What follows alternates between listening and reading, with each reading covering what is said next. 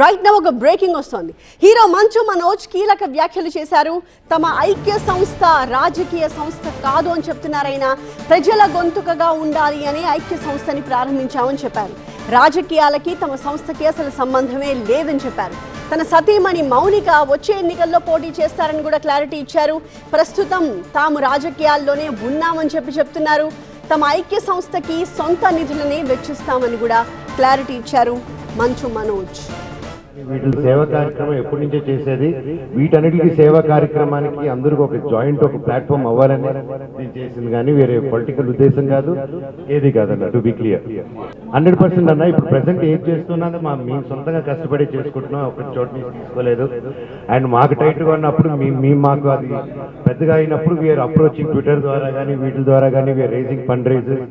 ఆ ఊర్లో ఏదైనా జరిగితే అక్కడ ఎమ్మెల్యే గారితో కానీ అక్కడ ఉన్న లోకల్ సిబ్బందితో కానీ మాట్లాడి ఆ విధంగా we are trying to raise funds and ఇందాక చెప్పినట్టు ప్రభుత్వానికి we are structuring it and in future we'll see how it's going to turn out. No, my wife 100% రాజకీయాల్లో వస్తారు and she is already in రాజకీయాల్లోనే ఉన్నారు. వాళ్ళ ఫ్యామిలీ ఎప్పుడు బయటికి రాలేదు. 100% కంటెస్ట్ చేస్తారండి. Contesting next election.